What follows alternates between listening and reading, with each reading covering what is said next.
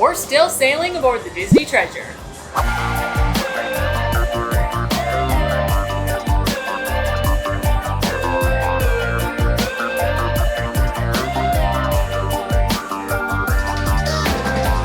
Hey there, ma'am, fam, and welcome back. It is our 5th day aboard Disney's newest cruise ship, and we are at port at Falmouth, Jamaica. This is an absolutely stunning port. I was just blown away by how beautiful the view is now that we're back on board. But our morning actually started much earlier. Now, we couldn't bring the camera, so we used our phones, but you're gonna see why right now. Morning, ma'am, fam.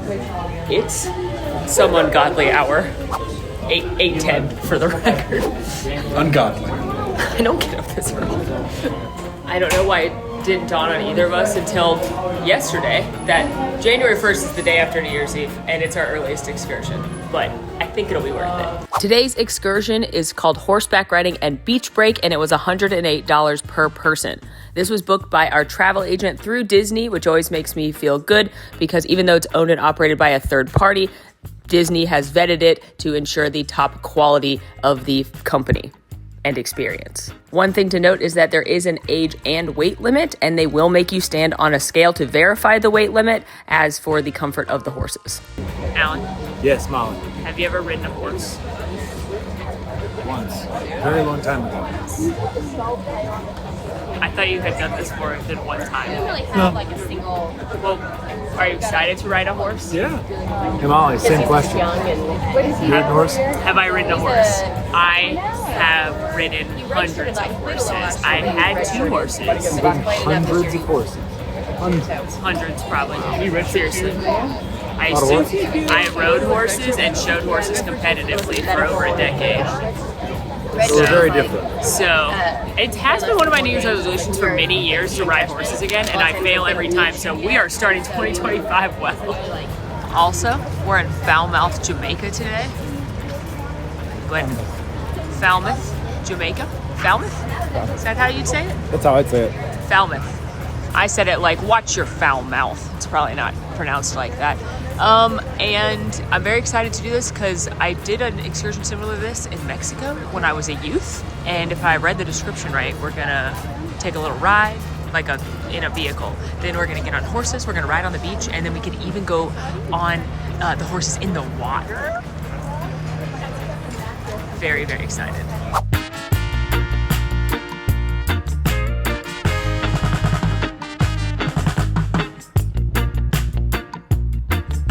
It's time to get on the horses.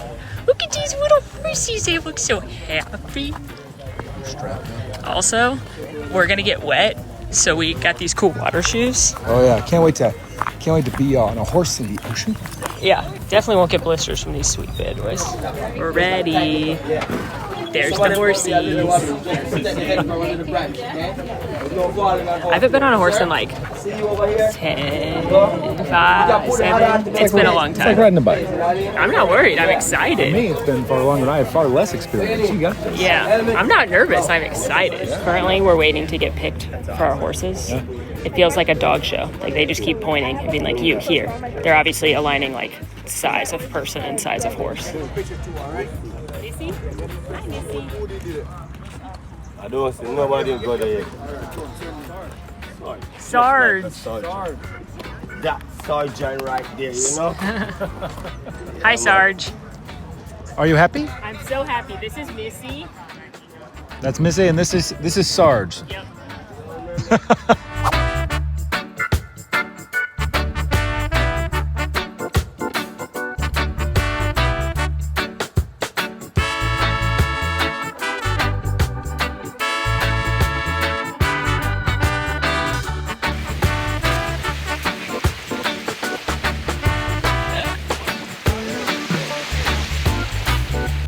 And there she is riding ahead.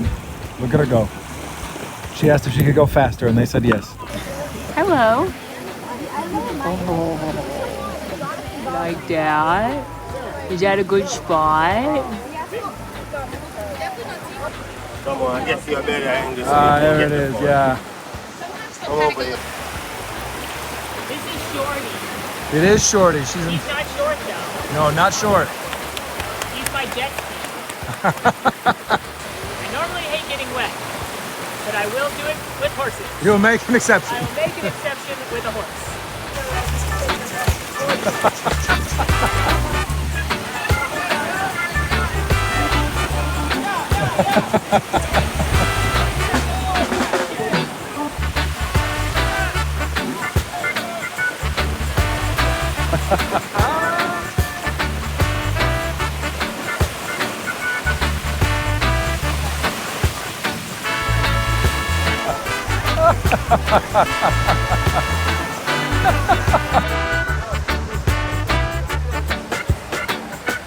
Riding horses, saw a dog. The shark swims up here. It'll be certifiably the best day ever.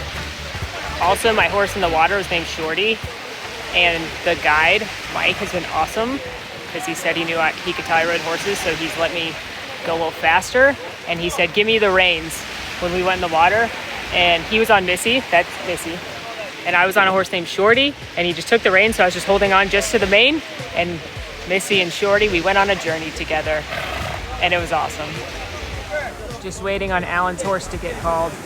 Also, we didn't have to wear helmets in the water, because obviously if you fall off, you're in the water. So it was fun, because they made the horses go a little bit faster for everyone, which I think some people liked more than others. But if you fall off, you just land in the water. And I have to say, I am glad I got these super stylish shoes. They're very hard to hold on to a horse, especially when I was going faster. It was not super the best, but I'm glad I don't have wet feet right now, or wet socks. Alan got Sarge. He's back on Sarge. Hi, Sarge. Missy's just chilling. Hey. Sarge.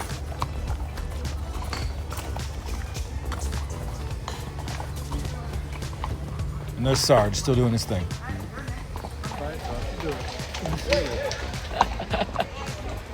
This is so beautiful with the mountains. It's so beautiful.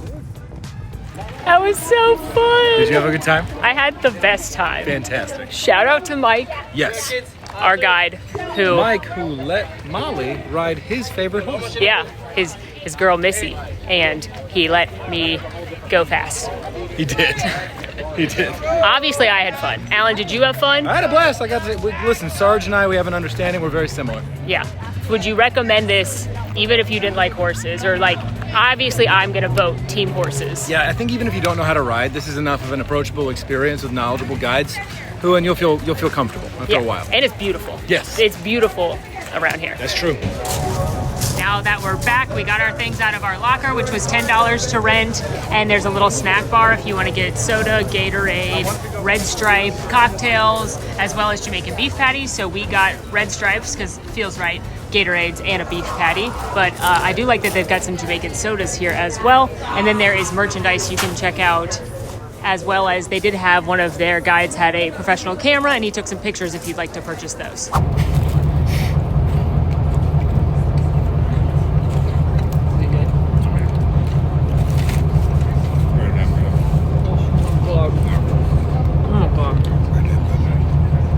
Like beef, some veggies, And then, spice. people who season their food is nice. Oh god, it's not super hot, it's just super flavorful. Tiny little kick. Flaky. Wow. Jamaica is on my travel list to do a longer experience. And Red Stripe just tastes like beer. Oh, that's it? Yeah, That's because what we're Grandpa going back says. in the other The direction. more I eat, the more a little spice I get. Doing a little shopping because needed to pick up some jerk seasoning to bring home to cook with. And by, of course, cook with, I do not mean me, I mean Alan. So we got this set. We got one for my mom too, who's watching Kronk right now. And it's got the all-purpose seasoning, the dry rub jerk, the Jamaican chicken, and the dry jerk. And then we also bought the last one, but it was a hot sauce set that had jerk sauce, scotch bonnet, and a honey mustard hot sauce. And then also this pure product of Jamaica vanilla. We bought that as well, one for my mom and one for us. And I'm very excited because I love jerk chicken. We're gonna try and go find some now. Now we are headed to a restaurant recommended by our wonderful tour guide today. Her name was Donette. The company's called Chukka, Chukka, I believe. We booked it through Disney, but like all the excursions, it's an independent company, and they were truly wonderful. The horse guides were awesome. She was awesome. The whole ride up to the horse ranch, it was about 45 minutes. She was telling fun facts and history about Jamaica. It was just such a nice person to learn from. Very fun and funny. And then I don't have enough good things to say. So if you're booking an excursion, look for that company. We, again, booked it through Disney. Also, make sure to bring cash with you to tip your guides. Please, please, please. They are all incredible and work very hard to make sure you have the best time possible. So, have some cash on hand to tip them. And now, jerk chicken. Yes. Okay, our food has arrived. We have gotten the jerk fried chicken platter that comes with a salad and a side of rice and peas. I'm so excited. Look at that just flake off here. We also got a side of plantains that look to have been fried. Oh, I'm so excited. Está bien, papi, ya me voy a desconectar ya, que vamos a pasear un rato. Mira. Moist, smoky, a little spice. Nothing's gonna like blow your brakes off. Oh, that's fine. This is so delicious. Oh my gosh, the chicken is like falling off the bone. We've got a bunch of different sauces over here. We're gonna have to find this one in a store.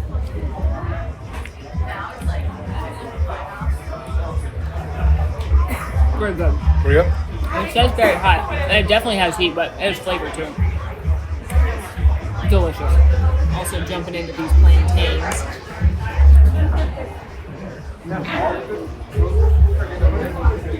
Plantains are bananas' friends, but I don't really think they taste like bananas, even though plantains, the fruit, kind of look like a banana, and texturally it's kind of like a banana, but it doesn't have that aggressive banana-specific flavor, which is a terrible review. They're slightly sweet, a little bit crispy on the outside, a little bit caramelized on the outside. They're really, really good. And I don't always like fried plantains, but unsurprisingly, these taste fresh and fantastic. That was so delicious. And I gotta say, this as a whole has been a lovely day. And I think Falmouth is my favorite port, in the sense of like the actual port structure here is adorable. I just think this is like the best port vibe. The people are all so kind. There's all these like craft markets and food stands with coffee and handheld food, but also snacks. They did have that sit-down restaurant. The stores are fun. Like, even if you don't do an excursion, which I would recommend, hop off here and explore, because this is enjoyable. That hot sauce we put on our food at lunch was so good. It was this one. It was like sweet and spicy. It was amazing. So we had to come find it in another store. So we got a little of that. And then the very nice gentleman was like, do you want to try some Jamaican coffee? It's the best coffee in the world. And I said yes. So now we're buying coffee too. Anyway, now we have more hot sauce and coffee, because the guy's like, do you want to try coffee? And I'm like, no, it's okay. Just trying to be, don't want to put him out. And he's like, do you not drink coffee? And I was like, What a loaded question that is. Boy, do I. So now we have coffee, but I want to come to Jamaica for a week and just come to Jamaica. This has been awesome. Eat the food, see the sights, experience the culture. Yes. Yeah. Also, we should say that the company we did the excursion with, Chukka, they also do ATVs. They have a Bob Marley tour, hiking, all kinds of stuff. So even if you're not a horse girly, they were fantastic. Now we're headed back to the ship. Nice little touch on the treasure, getting back on the ship. They do this on the other ships too, but they had spa water of different varieties and cool towels. That was an horses. incredible time, and I just want to once more shout out Chukka and our guide Donette. It was an incredible experience. I'm not horsing around. I love Falmouth. I think this is my favorite Caribbean port I've been to. With the vibes are incredible. Yeah, with the exception probably of Disney's Islands. Yeah. This is wonderful. I said it before, but the people were also amazing. It's absolutely beautiful. The food was incredible. The vibe here at just the port is high. So I want more cruises to stop here, and I will look for Jamaica on more itineraries. Absolutely. But while we are still in our swim and leisure wear, we're going to stop by the rainforest room for a little bit. Obviously. And then kick off our afternoon plans. They're going to be awesome. All right. Well, yeah, they are. I bet you can't wait to see what we're wearing. All right, well, we had a snack at Dom's Cantina, enjoyed some of the whistles as we departed.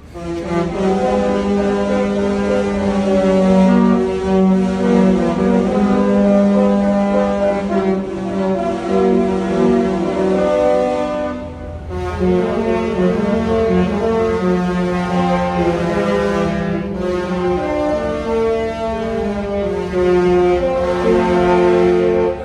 now it's time for Pirate Night. Unfortunately, Alan, I don't think I'm ready for Pirate Night. I don't look like I'm ready for Pirate Night. I guess that's right. We should do something about that. Pirate Night is a tried and true Disney Cruise Line tradition where on most sailings, one night is designated Pirate Night and they play pirate-themed music throughout the ship. On many sailings, there's a special pirate-themed menu. Not ours because we had a special New Year's Eve menu, so we'll have the normal dinner tonight. Plus, this is when they have the pirate deck party and do fireworks. Now, we don't always get super into Pirate Night, but a lot of guests do. A lot of guests dress up, full costumes, and fully commit to the Pirate Night bit. But on a sailing last year now, 2024, I learned something very important. And that's that only on Pirate Night can adults visit the Bippity Boppity Boutique. Normally reserved for children, I believe 12 and under, to turn into princesses and other royal characters. But for Pirate Night, adults can go. And we're on our way to the Bippity Boppity Boutique so that I can become a pretty pirate princess. Me too. Decide your new name. Now Okay. we're gonna have a little procedure on how to shake the dice. Yeah. We're gonna shake it super low to the sky Low to the sky and high to the sea. and high to the sea. On your right, the other right, and all around the world. And now the most important part. Okay. We're gonna shake our pirate booty. Shake your pirate booty. Shakes off those curses. There you go. And now drop your dice right here, ready to catch. So now, what number do we got? 1, And 4, I don't really do math, so what do you see here? 1 and a 4. 14. Correct. Well, 14 will make you Amelia Holbiter. Amelia Holbiter. That sounds like me. I'm so very ready.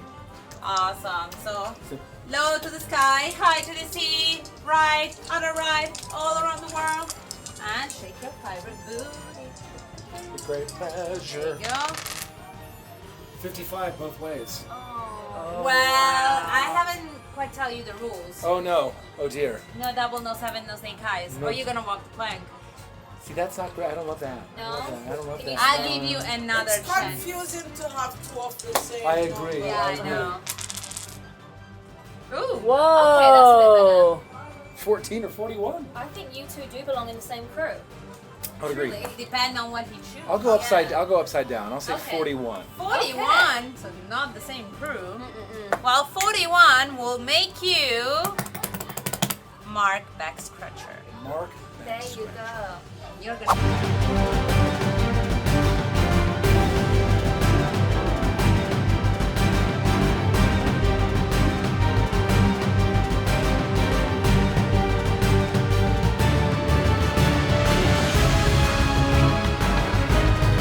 Like a bandit. 84 and 3. Oh, yes. There you go. Oh, the boutique, which is normally beautiful and princessy, has been transformed into the Pirates League. First of all, I'm obsessed with the fact that they've got these decorations, banners, using Mark Davis, my favorite original Imagineers concept art for Pirates of the Caribbean, which you may know is my favorite ride in Disney history. And then you have a bunch of outfits here. There are 3 different packages you can choose from, and the most expensive package does come with a full costume, but they only go to kids like 13. So she said it was up to us if we wanted to try and fit into them.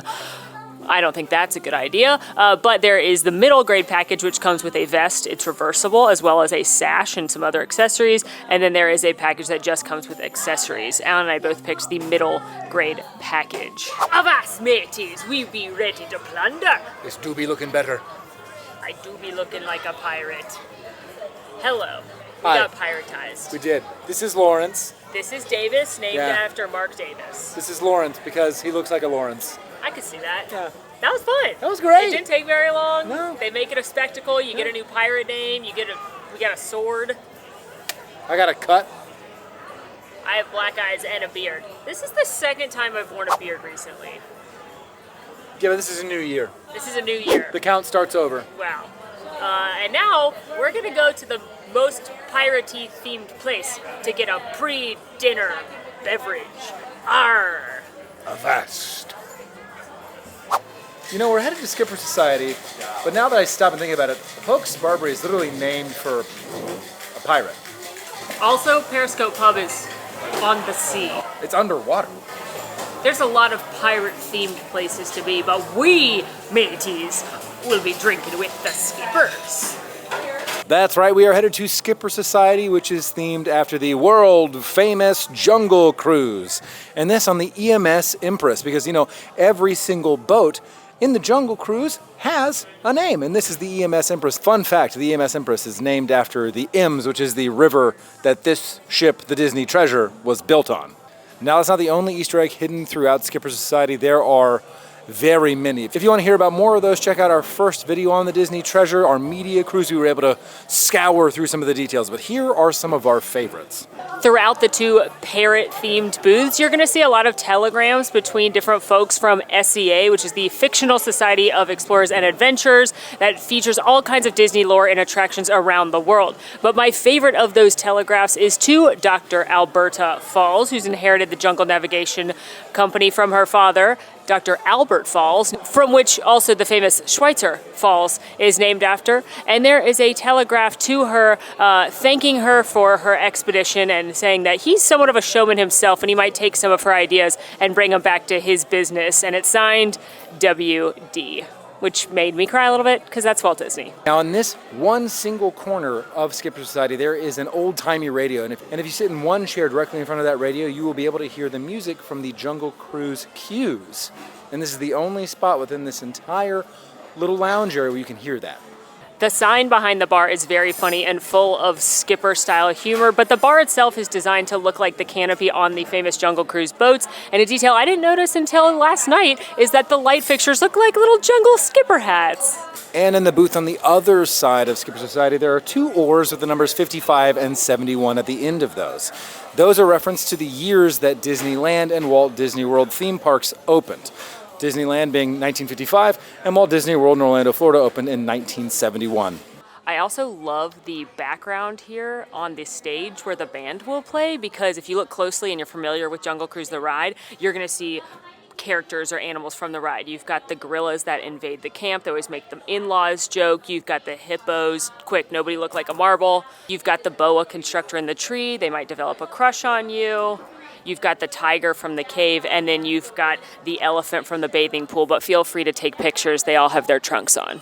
And lastly, this custom art outside Skipper Society is really cool. You can purchase this at the Art of Disney kiosk near the main merchandise shop, but if you take a look closely at it, you can see the route that the skippers will be taking, and it features nods to other places on the Disney Treasure. So here we are on the Ems River with the Ems Empress, but you've got Plum Blossom Point, which is Mulan themed for the Jade Cricket Lounge. You've got the Scat Cat Lounge right here. You've got Hey Hey Bay as a nod to the Moana show, as well as the Hey Hey Coffee Shop. You've got literally the Haunted Mansion, and everything on here is a nod to the ship, which I think is really fun.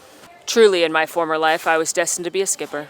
The menu at Skipper Society is highlighted by a variety of specialty cocktails, all of which are tropical and fruity. You've got the Hippopotami Thai, the Safari So Good, and the Skipper Sipper, to name a few. You'll notice some fun Jungle Cruise skipper-like puns slipped in there. I also have a Jungle Navigation Company ale on tap, which is an ale made specifically for the Skipper Society. You can find a selection of wines as well, and also they have a section of the menu called Sweets and Treats, where you can find a waffle, a salted caramel teeny, and the old-fashioned breakfast, which is an old-fashioned served with a waffle.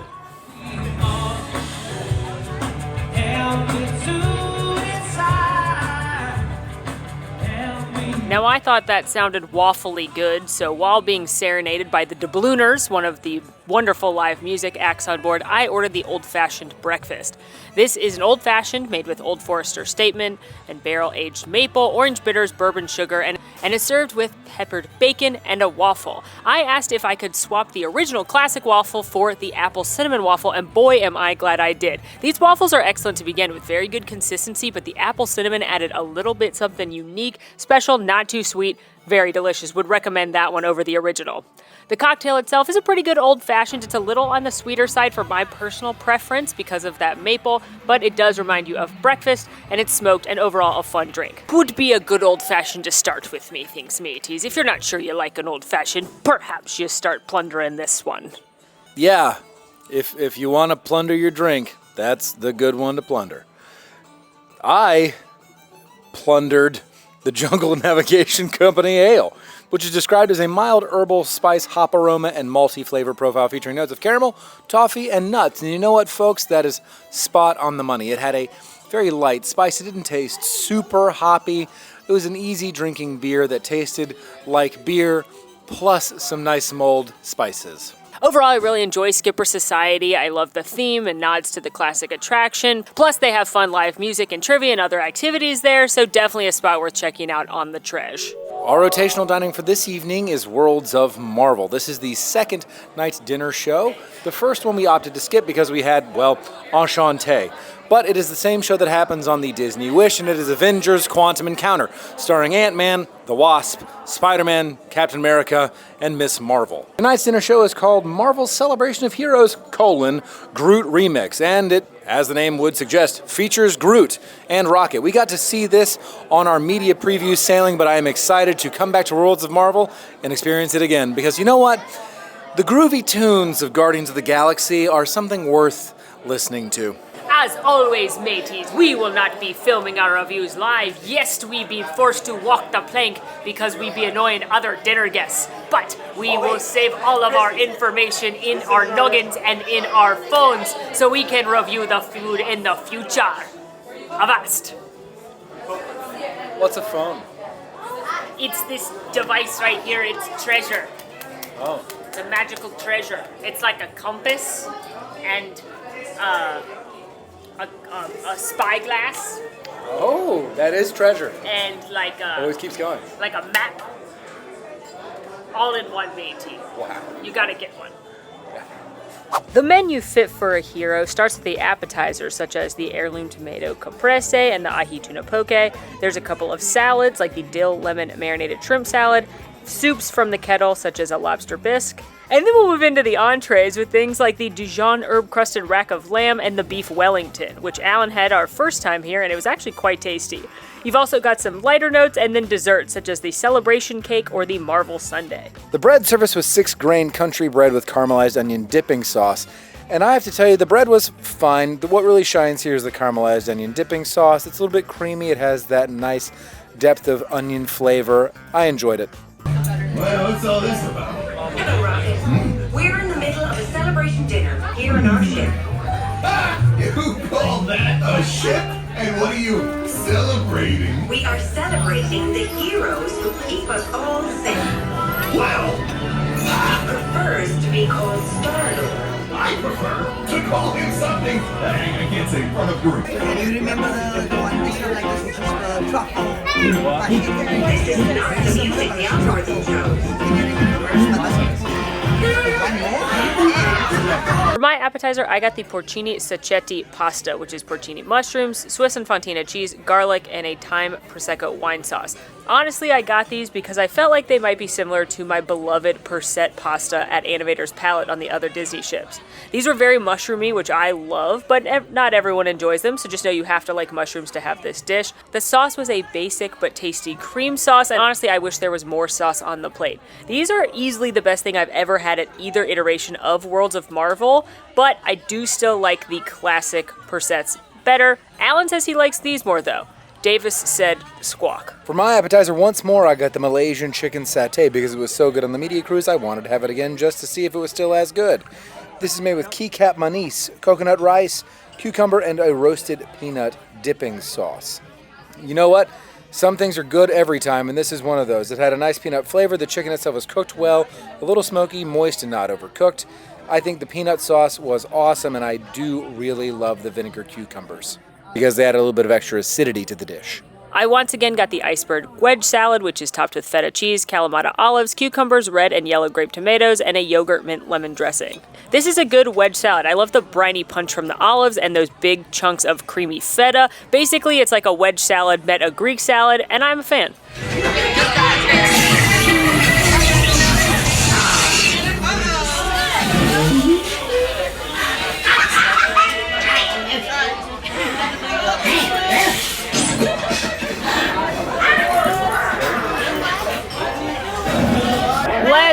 go, Groot. You got this, Groot.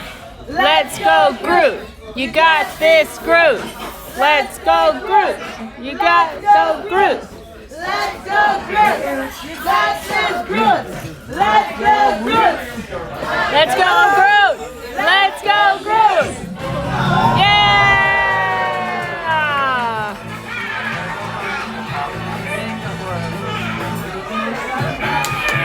For my entree, I got something from the lighter note section, the crisp chili chicken salad. This is made with pineapple, cucumber, soybeans, green onions, green and red bell peppers, toasted sesame seeds, daikon, iceberg, endive, and a ponzu dressing. I have to tell you, I was incredibly pleasantly surprised with this dish. The chicken was breaded, but it was still really light. It had a great orange and citrus flavor on the exterior. Not a lot of heat coming from the chili, just enough to let you know it's there, a little bit of spice. The salad below is a little bit wilted, but it still had all that great fresh bell pepper and then some pineapple to add a little bit more light freshness. I really enjoyed this, and I would 100% order this again. That's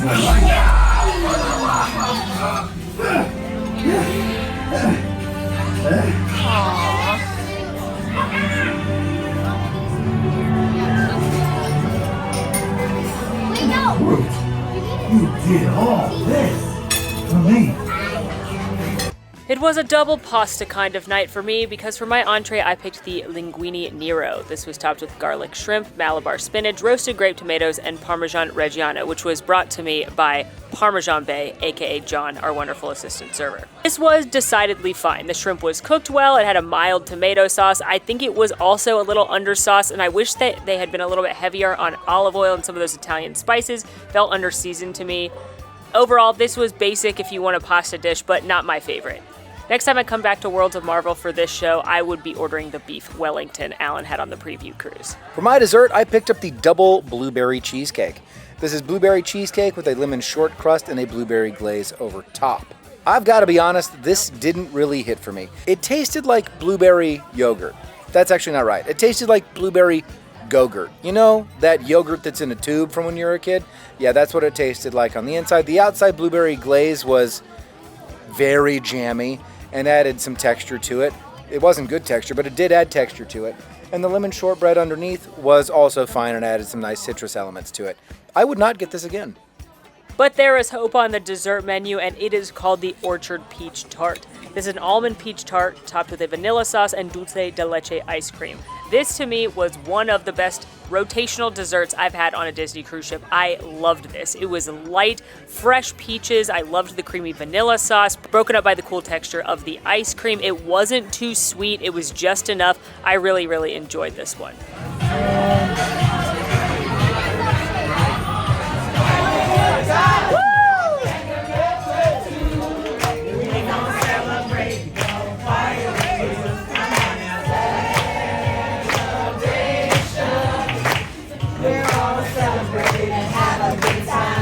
Overall, I absolutely think the menu on night 2 of Worlds of Marvel is far better, but I'm not sure which show I like more. I love the music of Guardians of the Galaxy, I like the interactive trivia element, and Groot is adorable, but it's not as Marvel-y. That's a word. I think that the night 1 show is going to be far more direct and in your face, and frankly, maybe a little bit more intrusive to your table with everything that they're asking you to do and pay attention to. Night 2 is a lot more low-key. I think if you like Marvel, especially the characters of Ant-Man, Wasp, Spider-Man, Captain America, you're going to enjoy Night 1 more. This is more just kind of like a nice background moment, but if you don't care about Marvel, I still think you'd enjoy this one. As we sit here and talk about it, it seems like Night 1 Marvel for me is for those Marvel fans, specifically if you have any young ones in your party that are big Marvel fans. This is a really good time for them to get involved and feel like they're interacting with their favorite superheroes. Arrgh, mateys, we've done been eaten at the Worlds of Marvel. And dare I say, I think that I chose the best things I've had at that restaurant. I'd agree. Save dessert maybe, but I'd agree with everything else. I liked my dessert. But Worlds of Marvel, normally not my favorite as far as the menus go, and I really enjoyed most of the things we picked tonight. I also do enjoy that show. We also figured out that it's a game. The questions aren't just trivia. You can actually use your little quantum processor core thing to answer the questions, and it changes colors. So that's fun. It is color-coded, so yeah. But I think it was a fun little discovery. And now we are in queue to meet some pirate friends this evening. Some pirate pals, mateys. Hi, Minnie! Hi, Minnie! Your pirate. Oh no, my parrot went flying. His name is Davis. Yeah, named after Mark Davis, the Imagineer. Yeah, he made the pirate ride. I loved it. Now, Mickey, you like that ride too? Mickey, when you're a pirate, what's the best thing about being a pirate? Sailing the ship. You are a good captain. You have some experience with that. Can we take a picture, Mickey? How are you? This is my new pet bird, but I have to say his name's Davis. But you're still the number one bird I know. Oh, the number one. Yes. Yeah, Davis is all right. Like he's number. You're number one. Yes. Daisy, number two, and then Davis. Okay, Yes. I accept. Exactly. Yeah. Yeah, that's I the just order. wanted to make sure you knew. You're still number one. Yes, he is. Oh, wipe the sweat off, Donald. All right. Alrighty, right at Donald's camera. Met Pirate Mickey and Pirate Donald. Donald made sure to let me know that he's still the number one bird, Daisy's number two, and that Davis and Lawrence are 3 and 4, which we agreed upon. And now we're headed up to the pool deck for the Pirates Rockin' Parlay Party. This is a fun rock show featuring the Pirates, and spoiler alert, it ends with fireworks. We're not gonna take it. No, we ain't gonna take it. We're not gonna take it anymore. Crew, rock on!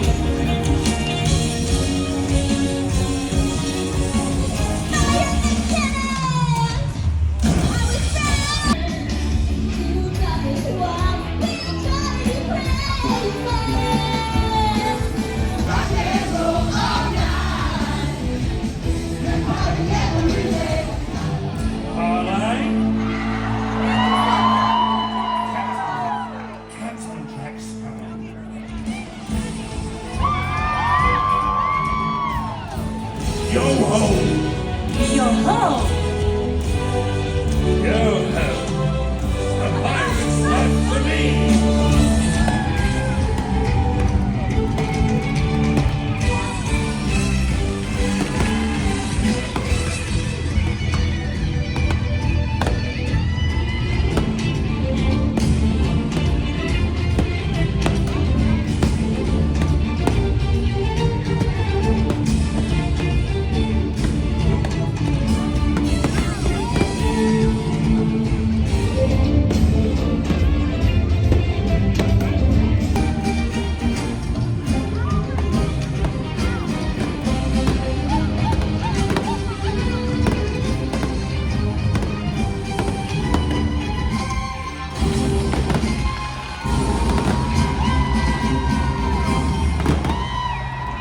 Arr!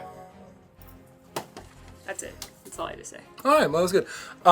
Pirate Night, the spectacular is always great. I do want to make a note of one thing I observed tonight that I had never thought of before.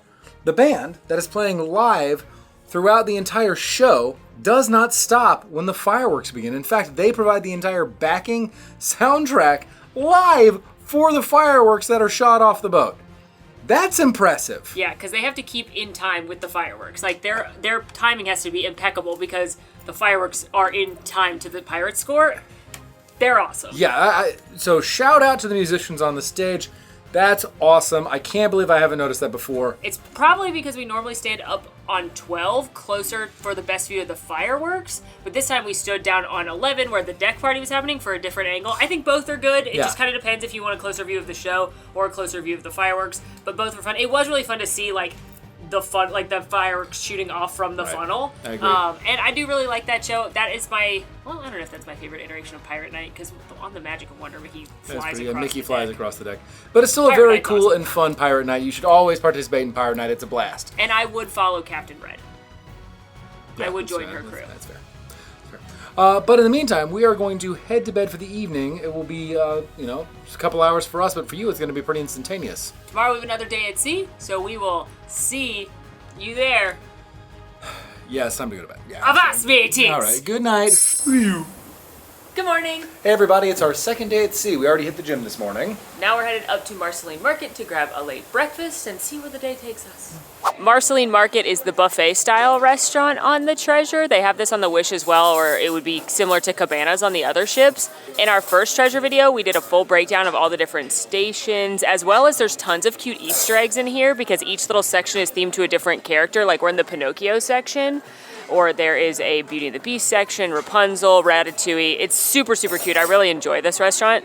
Didn't see too much different on the buffet today. A couple different things here and there, but mostly it was the same. They have a wide selection of breakfast items, as well as a few kind of non-traditional breakfast things if you're more in a brunchy mood. Alan, walk us through your plate. This is very much an all-American breakfast style. We have eggs, sausage, hash browns, and then grits because I couldn't help myself, and then we doctor it up with obviously a ton of butter and cheese. Oh, and of course a parfait for health. And what about you, Malls?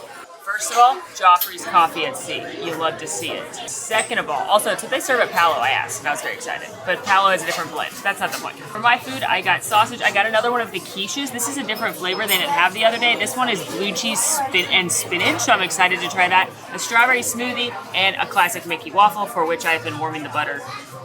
And I think it'll be spreadable now.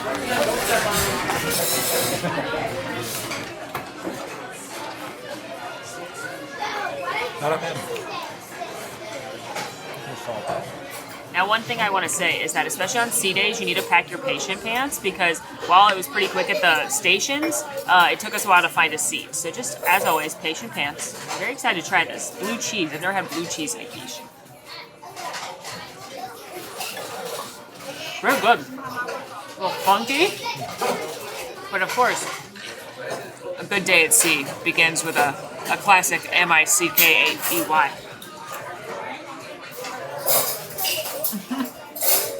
Hey Malls, what's up? Peter Pan, this is so cute. Peter Pan is over here.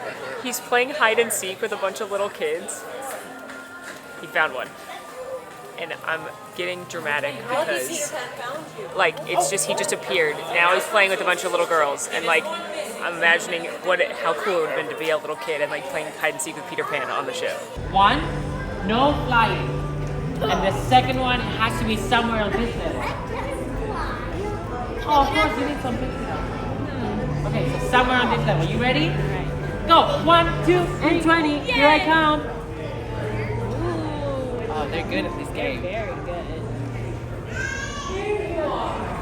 We got 1 to 4. Who's gonna count this time?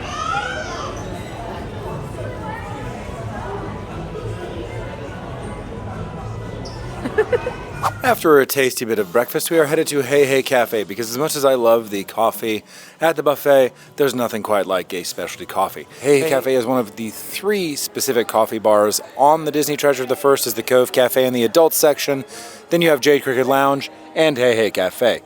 It is themed after Moana, specifically the rooster, Hey Hey, and while I would love if Pua got more attention, I'll take Alan Tudyk Rooster. The Hey Hey Cafe menu is similar to the other coffee bars in the area in that they have some specialties, some baristas' favorites like the turmeric latte, some specialty coffees like a caramel hazelnut mocha, a selection of coffees and teas, including coffees from around the world like Irish, German, or Vietnamese, which I enjoy. Fresh juices from the press, the Hey Hey To-Go menu, which is a selection of grab-and-go items like waters or kombucha, fairly nice wine selection, as well as some cold brew cocktails. I myself have enjoyed the brew and sand, and I really quite like that. I know Molly has also had the brew fashion in the past. We noticed a lot of people lurking around and looking at something in the lobby and just realized it's they're going to start Jack Jack's Diaper Dash soon, which is a baby race. It's actually very hilarious, so if you happen to catch it or you've got a baby and you want to enter them, 10 out of 10 recommend. I'm not going to film it though because they're babies and that'd be weird of us to do, but it is very funny and something they offer on all the ships. One thing I do highly recommend, especially if you've got little ones that want to meet princesses, is the Royal Gathering. This is a character meet and greet that does require reservations, but there's no cost. Pro tip, book with a travel agent like ours, Be Our Guest Vacations, and they'll book it for you because you got to sign up really quick because the spots go fast.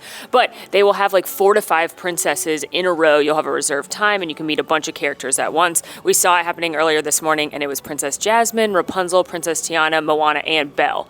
So especially good to combine with a Bippity Boppity Boutique reservation if possible. And now, with our delicious coffees, mine had Mike Wazowski on it. Mine didn't, but it does have condensed milk in it. We are headed to the pool deck. Treasure elevator dance, treasure elevator dance. I don't make the rules, but you are required to dance in the elevators when you see the cool mirror. So probably my least favorite thing about the Treasure is my same as my least favorite thing about the Wish, which is the adult pool section is quite small, especially compared to the other ships. And there's only one hot tub and it's underneath the Aquamouse. So you get to hear the Aquamouse the whole time. Now we got a much later start than most people today. You know, most people on sea days come out to the pool deck much earlier than we did, but there weren't any spots for us on the adult pool deck. So we came to this kind of like almost best kept secret of the Treasure. It's at the forward of the ship. There's another small pool. It's not open right now, probably because it's so windy, but there were a bunch of chairs up here and it's mostly adults and they're playing lovely slow music. So if you're looking for a quiet place to lay and enjoy yourself and there's no room on the adult pool deck, come up here to the forward. This is on the Wish too. Hey Alan. Hey Molly. You know how they're playing the funnel vision? I don't even know if we're on the camera, it's so bright. You know how they play funnel vision? Yeah. And oftentimes we walk out and it's like the most devastating scene in a Disney movie. Yes. Like it's like Mufasa's death. Yeah. Or like... I know. Big Hero 6 was on the other day, like Tadashi. Okay, I was thinking, man, I wish you could see the Disney movies from the adult pool deck. And then my brain went, but what if they played adult movies, not the kind banned in Florida, but like adult film in the adult section. And then I was thinking, what's the worst possible movie to play in an adult section of the pool? Titanic. That's what I was gonna say. Titanic is such a good answer. I think Jaws, as much as I'd love it, not good for the sea. Armageddon. Oh, it's never a bad time to play Armageddon. What's like the saddest movie? They're just like, hey, welcome to your cruise. Stepmom is playing now. Pursuit of Happiness. Anyway, I think we should do this.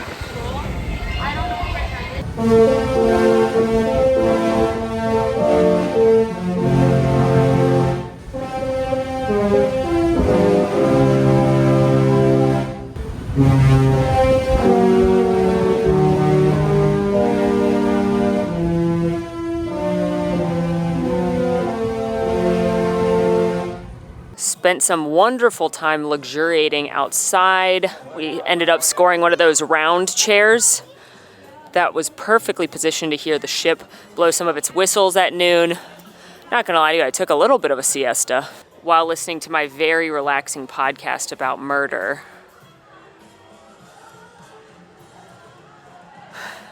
It was lovely, and normally when we're on cruises, they're not this long, so we don't really get time to actually like lay out and enjoy the pool deck as much, just because we're trying to rush about and show everything on the ship, so that was fun. Now we are going to do some exploring, but I did want to point out a detail we showed in our first video, but it's just really cool. Take a look at the atrium beautiful light fixture. The 6 small light fixtures around it are nods to the other ships in the fleet based on the character they have in their lobby, the bronze medal character. So one of them has a lamp on it for Aladdin and Jasmine here. One of them has Cinderella's slipper on it for Cinderella being on the Wish. One of them has Mickey. He's the statue on the first Disney cruise ship, the Magic. So just a cute detail right there. And now we're gonna pop in to Mickey's mainsail, which is the main merchandise location on board. There's a few other shops. Do note that due to maritime law, they are not able to have the shops open if we're at port, but during your sea day or once we set sail, you can go shopping. As you can imagine, there is a ton of Treasure-specific merchandise. There's multiple different collections. I really like this kind of classic Treasure collection, which is gold and blue. There's also this Treasure collection that features a lot of characters, including Captain Hook and Peter Pan, who are the stern characters on the back of the ship, as well as things like Adventure Minnie ears and merchandise featuring Adventure Minnie. I really wish I could meet Adventure Minnie, but I haven't seen her yet anywhere. And actually, we saw a bunch of this merchandise on the preview cruise, but I don't think we saw that t-shirt or this button down, but honestly, things run together in my brain. But very cute. Oh wait, look at Mickey's adventure outfit. Look at him. Kind of looks like a farmer, but that's all right. There's also a line for the Treasure based more on the atrium with a little Agrabah flair mixed in. And then there is this inaugural sailings collection, which I believe will be available for the first year of the ship. And it's this kind of minty blue, again, giving Agrabah chic. And I did notice New on this sailing, there is some specific maiden voyage merchandise. This is not the maiden voyage, that was the last one, but obviously they had some stuff left over, so there's a couple items very specific to the maiden voyage as well. We showed this a lot more in depth in our media video, so not going to do that again, but I did want to highlight the very cute Disney Cruise Line 2025 collection. This should be available on all the Disney cruise ships, but look how fun this line is. They're probably going to have a version of this at both Disneyland and Disney World as well, with like the characters in different outfits, but here's the ears, just showing you some of my favorites. There's so much. This cute little human sweatshirt, water bottle. I just think this design is very, very cute. Hoodie, t-shirt. But perhaps my favorite piece of merchandise on a Disney cruise ship, not exclusive to the Treasure, the towel animal plushes. There's an elephant and a monkey, and they're hilarious. All right, shopping complete, and we're actually headed now into the Haunted Mansion Parlour, which even I'm surprised by, because it is all ages right now, and I do prefer the ambiance in the evening times. We've had good luck going in there at like 11:30 or midnight every night off camera. There's no one in there. But we just ran into one of the bartenders we've met, and he said it's really not busy right now because a lot of people are doing other things on the ship. So we are going to go review a few of the more of those mansion drinks. The Haunted Mansion Parlour remains the most popular location on the ship, and we'd like to point out some more of those really cool Easter eggs and hopefully have an appearance by the ever-elusive Madame Leota. We've been trying a lot. Some might say for 5 days. Multiple silly walks. Monty Python School. That's us, walking in front of where she's supposed to appear. So maybe today's the day.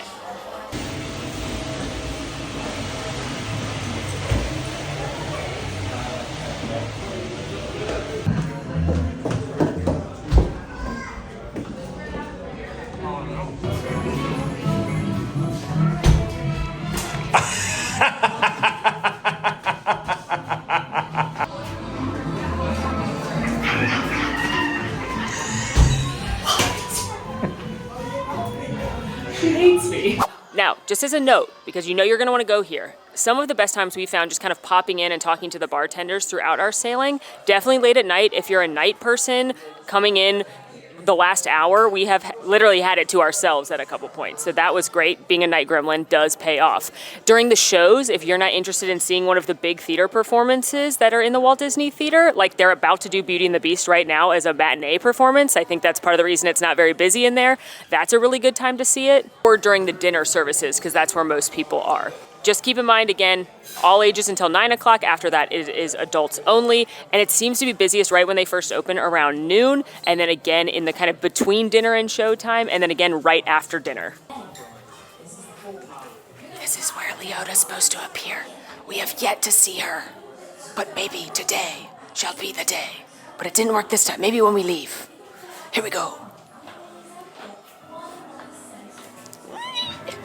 Oh, heck yes, it's not busy.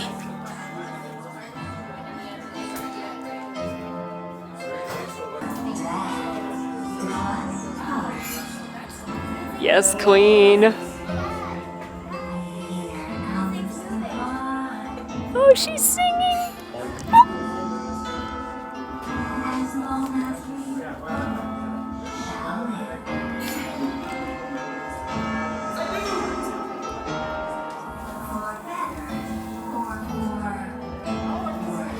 We walked in and the bride is saying her notes from the attraction, and in her soul box you can hear the heart beating of her dead husband. There are so many incredible details inside of this parlor. I know we showed a few of those to you, both at the media cruise and at our first video here on the Treasure, but let's go through some of our favorites. This here in the corner is the chair that is found on the attraction, and inside is a hidden Donald Duck. The more you continue to look at the actual ceiling of this parlor, if you take a look at the center section, well, that ceiling is meant to resemble something quite unsettling, the inside of a coffin lid above you here, welcoming you to your grave here at the Haunted Mansion. Maybe, perhaps you become the 1000th happy haunt. Throughout your time in the parlor, you will have different narrators take you through some fun experiences. Some might be quite creepy, others very silly. A little bit like the Haunted Mansion, you might say. From the ghost host to Madame Leota, you can watch as the mansion is transformed during each of those individual and very unique experiences, which makes you want to come back multiple times to see how many different things you can see. During that time, different pieces of the parlor will illuminate. Different ghosts will appear in the mirror behind the bar. The portraits will undergo different transformations. And I'm also given to understand that different colored lights will be on display, illuminating the room in new and unique ways. Like, for example, right now the clock has started, the same clock noise that you hear on the mansion when you go past the clock before Leota. Another really cool detail is if you look at the portraits on the back wall, all but one of them are supposed to resemble portraits that are on the land version of Haunted Mansion, but they're the sea version. So you have the Black Rider. He instead here is riding a seahorse instead of a real horse. The Siren Bride here, she is responsible for the murder aboard the parlor, but she is designed to remind you of the cat lady. The portrait in the middle on the wall is of a ghost pirate. He is not featured on the attraction, but it is drawn from concept art by Imagineer Mark Davis, one of my personal favorite Imagineers. He was working on Pirates of the Caribbean and Haunted Mansion at the same time, so he considered putting a pirate into Mansion. That didn't happen, but I love that he made it here. You have the Mariner, who's the fisherman, and then you have Medusa. And speaking of the captain, he's over in the corner, and he's the main character of this version of the Haunted Mansion, and something rather unfortunate has happened to him, and you'll need to look in the fish tank to find out where he's gone. Now let's take a look at the curations of libations conjured to liven thy spirit. I'm trying to make this into the highlighted letters. I was trying to make it into an Easter egg, but I can't. Anyway, you have cocktails, including the Chilling Challenge, which is the one that comes in the box. It's kind of like a margarita, but it has foam on it and a fun... Oh, the ghost host is talking, sorry. And strange and frightening sounds echo through the hall. And the candlelights flicker where the air is deathly still. That is the time when ghosts are present, practicing their terror with ghoulish delight.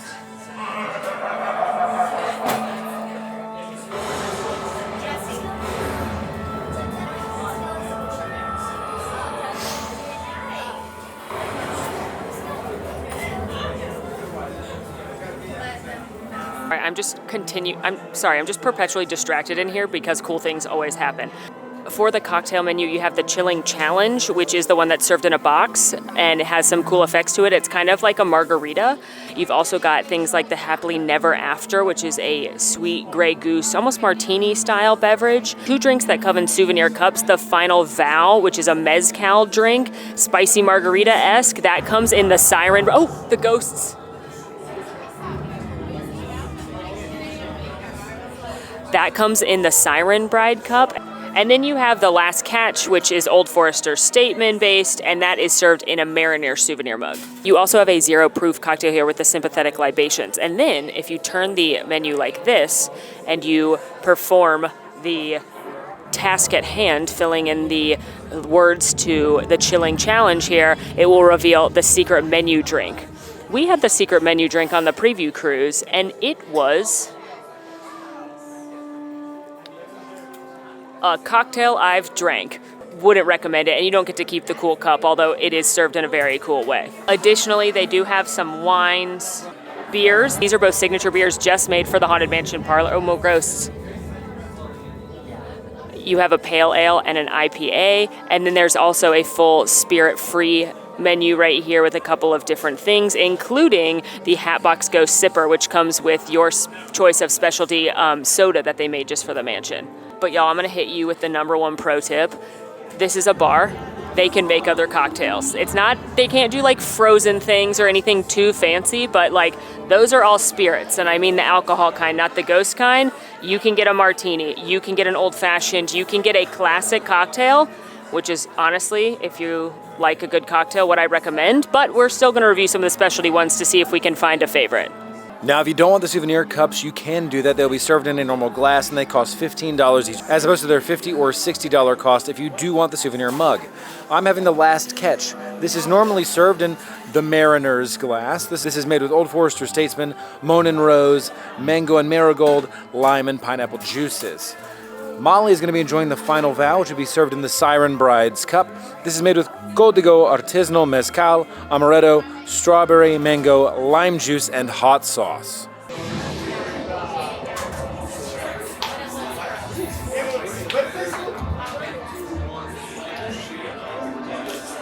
It's too sweet for me. That's not surprising. All these drinks are pretty sweet.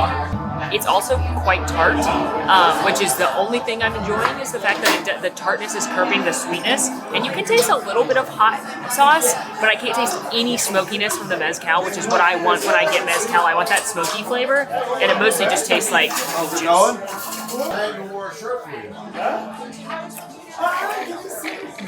It makes sense that this is served in the Mariner's mug because it's tropical in nature. This is a tropical drink, but it's bourbon based. It's not super sweet, but it is very, very fruity. So if you like tropical beverages, this is right up your alley. I don't taste any of the bourbon though. Another little fun fact about our Mariner here, or Captain Culpepper Klein, he was going to be a ghost inside the mansion, featured heavily, but ended up being cut. But you can still see the old Captain, the Mariner, in the extended queue of the Haunted Mansion at Magic Kingdom if you'd like to visit with him.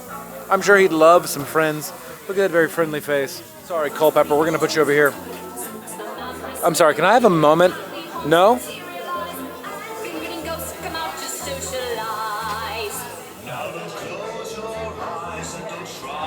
Okay, now, our Mariner aside, I've noticed that on the Disney Treasure, there are a number of beverages that come with a edible straw. I realize that sounds like I'm questioning if it's edible or not. There is no question. You can see the bite marks in mine. I suppose any straw is edible. Some things just might have some more serious repercussions than others. This one, though, is just candy. And my follow-up question is, why? You know, why? It is quite slimy, and it tastes of compressed pixie stick meets Smarties. But I'm not here to yuck any yums. If you like this, good for you. You can always ask your bartenders to not put an edible straw in the beverages that come with one if you would rather just have a standard straw like Molly seems like she'd like to. Yeah, these the ones that we have here are lime. Yeah, you just heard me crunch into that. You know, it might be a no from me, but maybe it's something that is for you. You know, not everything's for everybody, and this is just something that isn't for me. All right, well, those first drinks were a bit sweet. And what better way to wash those down than with the exclusive beers that can only be found here at the Haunted Mansion Parlour. I have picked up the Hoppy Haunts, which is an IPA, and Molly has picked up the Pallor Mortis Ale, a pale ale. And if you're wondering why these absolutely enormous mugs are here in front of us, some might call this a stein even. I know it's not technically a stein, don't at me. It's because we are using our Mug Club mugs here while at the parlor, which I'm excited to say that you can do. Cheers.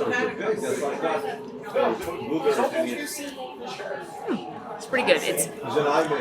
It's lighter than I feel like it looks like. When I see a beer this color, I think it's going to be really heavy, but it's not too bad. It reminds me a little bit of a red ale, particularly one I've had in Wizarding World. It is a little caramelly, a little hoppy. Not bad. It's pretty easy drinking. I don't know that I can finish this full tankard of it, but, you know, when you're in the Mug Club, why not fill up the whole tankard, you know? That's just economic sense. Cheers.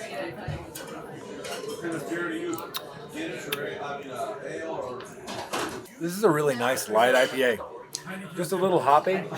It's not sitting heavy on the tongue, which is nice. And on the back end, there's just the littlest amount of like that pine flavor. This is like baby's first IPA, maybe, if you want to like be introduced to a true IPA. For legal reasons, don't give your babies IPA. Actually, I'm not a parent. I don't know what you should do, but I feel confident that that's a bad decision. I'm aligned. Alan, now that we've had all three of the signature exclusive beers on the Treasure, we've had both the ones here and the one at Skipper. Which one do you like the best? At the Periscope Pub. Oh my gosh, we got so much more beer to drink. Yeah, did you forget? I did forget there's more beers. There's 6. Okay, we're going to drink all 6 and then come back. This is quite simply the greatest lounge that's ever been invented on the planet. I haven't seen all the lounges on the planet, but yeah, that's a bold statement given the like objectively limited number of lounges we've seen compared to what exists on the globe, but I'll co-sign confidently. 10 toes. It's awesome. It's Well, 20 toes. There's two of us. That's true. It's amazing to just see things happen throughout, and I love that it's not just like, yes, we get Leota, yes, we get hitchhiking ghosts, but we also get like deep cut ghosts from the ride, like the mummy or the little guys that pop up and scare you. Yeah, gravestone pop-ups are really quite deep. You get the opera singer, you get the people having tea, you get the ballroom dancers. Like, it is just so cool in here. I cannot explain it enough. But now we must leave. We must let others enjoy the parlor, and we must eat food. But do you think today's our lucky day? Yeah, for sure. I'm confident. For me, at least. Okay, let's see if Leota appears as we leave. Sometimes as you're leaving, Leota appears in the mirror, and we have yet to see her. But I feel confident today. I really do.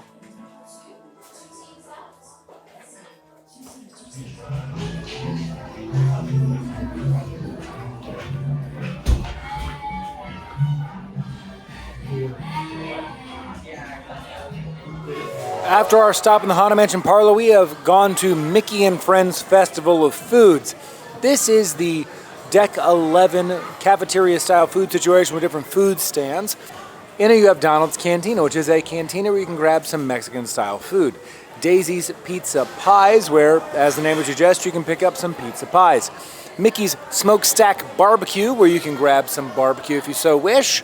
You also have Goofy's Grill, where you can grab the world-famous Disney Cruise Line chicken tenders. And if you don't want a chicken tender, you can always grab a burger. And then Minnie's Sweet Treats, where you can grab ice cream and some fruits. Our smorgasbord today consists of Mickey's Smokestack Barbecue with some brisket and pulled pork, alongside some mac and cheese. Daisy's Pizza Pies, this is their margarita pizza. And Molly has grabbed a taco, a singular taco, with a sour cream smiley face, from Donald's Cantina. So I picked up both the brisket and the pulled pork. Gonna start with the pulled pork. Cooked low and slow for quite some time. The mac and cheese is pretty darn good mac and cheese, creamy and cheesy. And then of course the barbecue brisket, just falling apart. I have to say, none of this is like the most smoky barbecue that I've ever had. I think one thing that it does have going for it is it's very tender. And I'm a fan of that. It's like one of the core tenets of barbecue is that it is truly falling apart. I love that this exists. It's pretty darn tasty, not the best you'll ever have, but the selection of sauces is really where it's at. I shall be reviewing the pizza, as we've reviewed Donald's Cantina several times at this point. It is my favorite, but the pizzas are fresh, made to order. They're cooking them right on stage, so you may have to wait a few minutes for a pizza to get done. And I feel like Daisy's Pizza Pies has stepped it up. It was not my favorite before, but I actually really like it. It's got tons of cheese, fresh tomatoes on there, slightly sweet tomato sauce.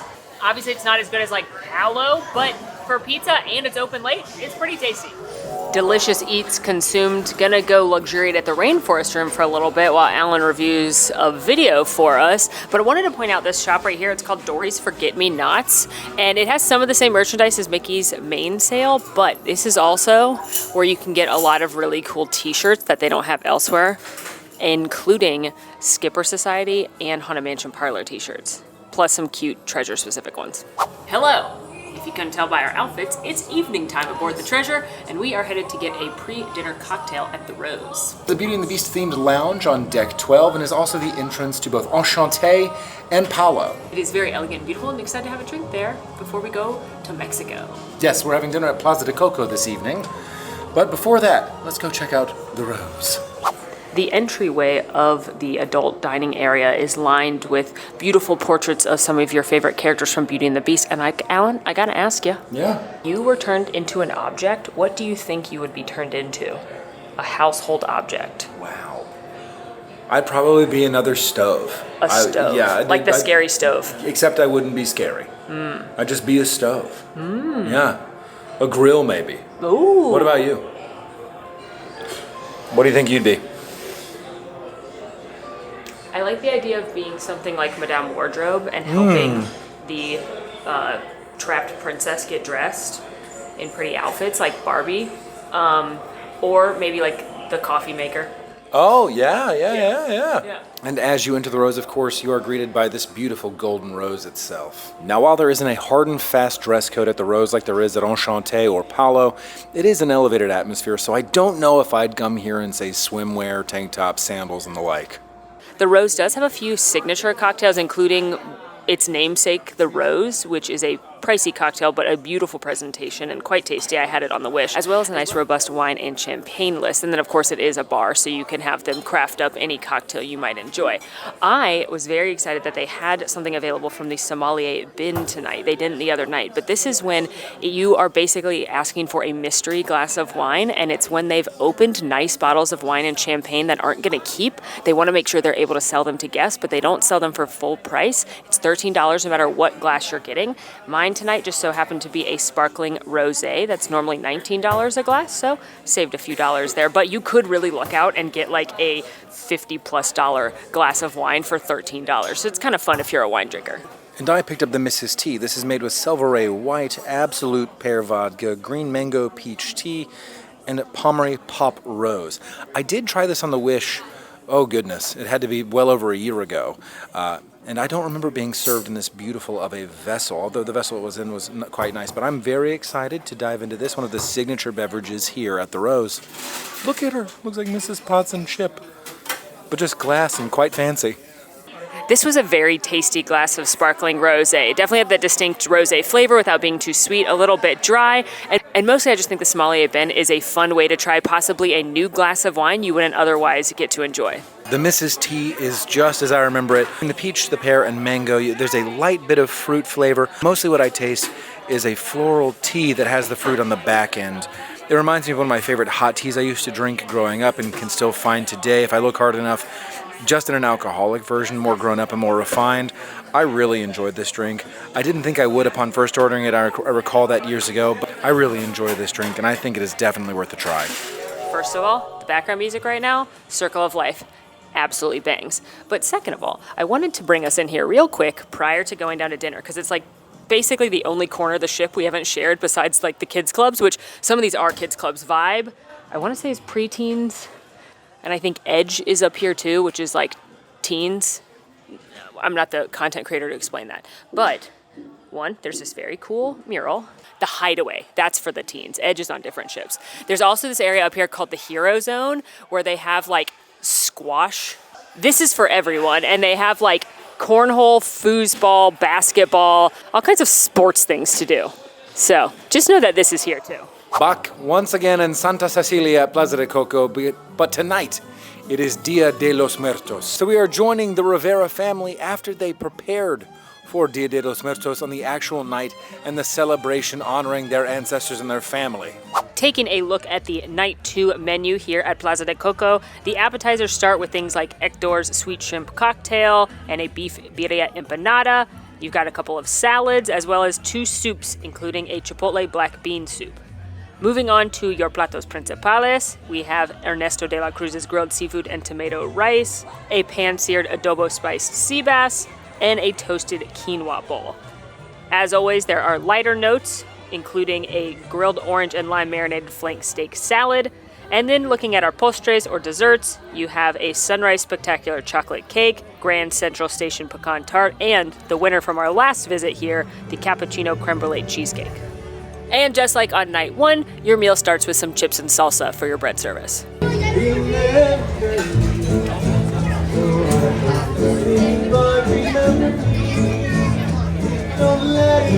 Both of us started with the red chicken enchiladas. This is guajillo spiced red enchilada sauce and Chihuahua cheese. These were my favorite thing I had at Plaza de Coco on our media cruise and couldn't resist having them again. They are super cheesy. The chicken is nice and moist. The little bit of flavor and heat from the peppers inside. A+, this was definitely my favorite part of this meal.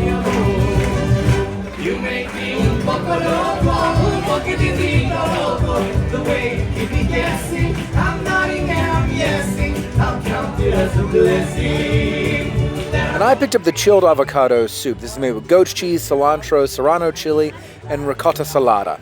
I've got to be honest, I saw this and was intrigued, so I just wanted to give it a try.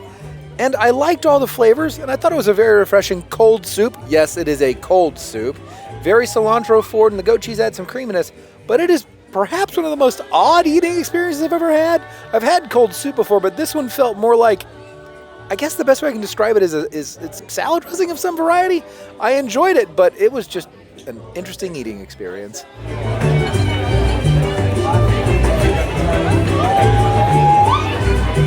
Surprise, surprise, I also picked up the romaine wedge salad, which came with cotija cheese, toasted corn, pumpkin seeds, grape tomatoes, and topped with a lime crema parsley dressing.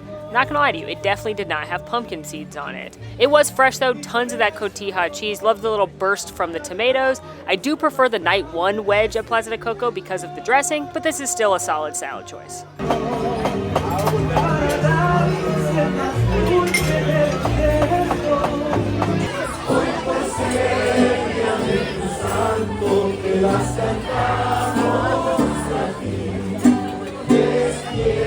For my platos principales, I picked up Imelda Rivera's roasted chicken breast mole. This is roasted chicken breast, a cacao mole sauce, red rice, pickled onions, sesame seeds, and a soft flour tortilla. It did not come with a soft flour tortilla, and I think the chicken was fine. It was dry and bland on the interior, and the mole lacked some of the complexity that I'm used to coming from mole sauces. Rather than having that depth and rich flavor coming from the chocolate as well as the other spices, it had much more of a chipotle-forward flavor. The rice was fine, and I enjoyed having the red onion that helped break it up with some acidity to it. Overall, this dish felt like the one miss we've had at this restaurant, and if I was doing this again, I would not get this dish. No, I'd get the carnitas that I picked up on the media cruise. I went for the blistered poblano pepper, which is stuffed with Oaxaca cheese, cremini mushrooms, spinach, green rice, and topped with a guajilla sauce and lime crema. My first bite didn't have a ton of that pepper flavor that I was expecting, but as I continued to enjoy it, it came through and actually had a little bit more heat. Nothing overwhelming, but a little bit more of what I expect from Mexican food. If I had one note, it would be that there was a little bit too much rice inside and I'd like a little bit more cheese, but I loved the mushroom addition and the sauce. Overall, I think this is a pretty good dish, especially for vegetarians.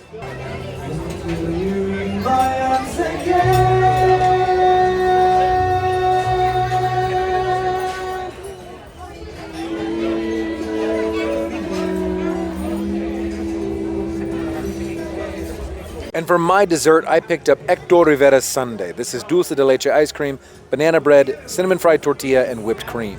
The ice cream was light but had really good flavor. I really enjoyed it. And what I think I enjoyed more than that was the fact that it got absorbed as it melted into the banana bread at the base of this sundae. That was perhaps my favorite part. That banana bread with the delicious dulce de leche ice cream melted into it. I really enjoyed this, more than I thought I would. I'm not normally a sundae guy. And I went for Miguel's Churros Calientes. These are sugar spiced churros with a warm cajeta caramel dipping sauce. These were fine, but disclaimer, I'm not really a churro girly. They're a little too close to donuts for my liking, and while these were flavored well and I really liked the caramel dipping sauce, all of them weren't as crispy as I would want a churro to be, but if you like churros, I do think you'll enjoy this dessert.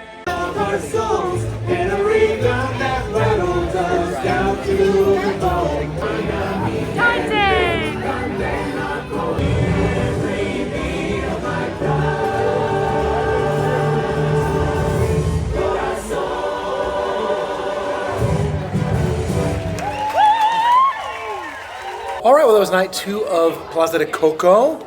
I have to say, I really do enjoy the show, although it was a bit different this time. Yeah, Mommy Imelda wasn't there. I don't know if her photo fell off the ofrenda and she couldn't make it across the Marigold Bridge. How dare you? She wasn't there, but the show was seamless. And if I didn't know that she was there in a previous show, I wouldn't know. Yeah, exactly. It was a brilliant show. I think that I enjoyed the show here more maybe than night 1, but I also think the night 1's food might be slightly better. I fully agree. And again, I just know too much. I just know that Mommy Imelda was there on our media cruise, but Hector was there, and it's still a beautiful show, and I still cried. A lot of singing, beautiful family. It just was great. Now we are headed to see a Broadway performer, Aisha Jackson, sing A Toast to Love, and then after that we have to sprint immediately to Hooks Barbary to catch a reserve bourbon whiskey tasting. Miss Jackson is one of many equity acts on board. These are the smaller entertainment offerings they have for longer cruises. On the Wonder, we saw a ventriloquist, we saw a magician. Earlier on this cruise, we saw another musical act, and she has had several sets on board, and I'm excited we finally get to catch one.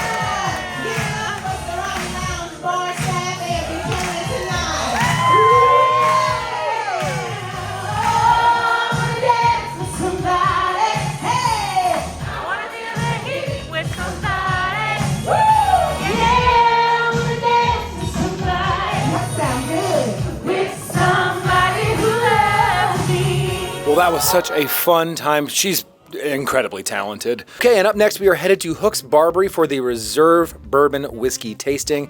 There are these tastings across all of the Disney cruise ships, and it ranges from everything from beer to mixology to a specific liquor like tequila, or in this case, Reserve high-end bourbon. These are a really fun way to try something that you maybe haven't before, about maybe a type of beverage that you've never experienced, and also learn something because they are highly educational. Our class was $100, which is expensive, but that's just because of the type of whiskey we will be tasting, but most start at about the $50 per person range. The first thing, we'll see at the color. This will be our first step. Second thing, we'll be giving a nice good swirl. The third thing, we'll be nosing it, and last but not the least, we'll be sipping it. Everybody sipping oil have a different nostril.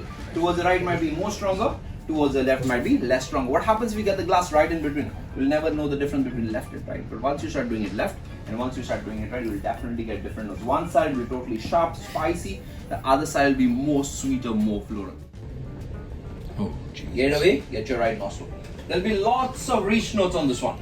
And if you see the two shades, how it has been designed, it's Glenmorangie at the bottom, and on top it's chocolate and coffee, and that's how the bottle has been designed. And occasionally I take it out. I just don't take it just to finish it off, but it's a nice sipping whiskey. I preferably to have it neat. You want to trust me?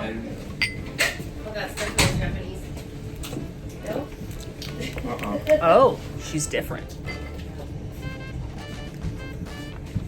Whoa. It could be. I like her. All right, well, for one, Abby, who hosted the tasting, incredible. He is so good. He made our cocktails the first night at Hook's Barbary so informative, so knowledgeable, and I really enjoy these classes, especially when I get to try bourbons that I would not normally afford. Yeah, when they are certainly outside of the price range of what I normally go for in a liquor store. So that was fun, and he's so knowledgeable about this, being able to inform us about the history, the origin, how they are made was awesome. If you like drinking and a particular kind of alcohol, or you want to do the mixology or the martini classes, I cannot recommend these enough. They are really fun. You get to try great things and you learn something. And knowledge is fun. Oh, I thought you were going to say knowledge is power. No, knowledge. Like Schoolhouse Rock. Learning is fun. Knowledge is too. Power. Knowledge is power, friends. So they say. That's a Schoolhouse Rock sentiment that is as true today, maybe truer, than it ever has been before. You know what else is? Yeah. Conjunction, junction. What's your function? Hooking up phrases, somethings and clauses. Hooking up words and phrases and clauses. Got it. I learned a lot. How did we get back here? I learned a lot from Schoolhouse Rock. Clearly. And it stuck. Yeah. Well, that brings us to an end of our third video and our 6th day aboard the Disney Treasure. We have one more day to go. We have a day at Disney's private island Castaway Cay tomorrow, and we're gonna do one more video, and spoiler alert, you might catch these hands. Until next time, friends, please be sure to like this video, subscribe if you are new, follow us on all of our socials, come join us on Discord, we'd love to have you there. Links for all that down below. And until next time, friends, I'm Molly. And I'm Alan. And it has been so magical. It has been. We, the people, in order to form a more perfect union, establish justice and ensure domestic tranquility. You know they got one word wrong in that song? What? Lost For Rock. the common defense, promote the general welfare, secure our blessings of liberty through ourselves and our prosperity, Good to night. ordain Bye. and establish. Okay. Which word's wrong?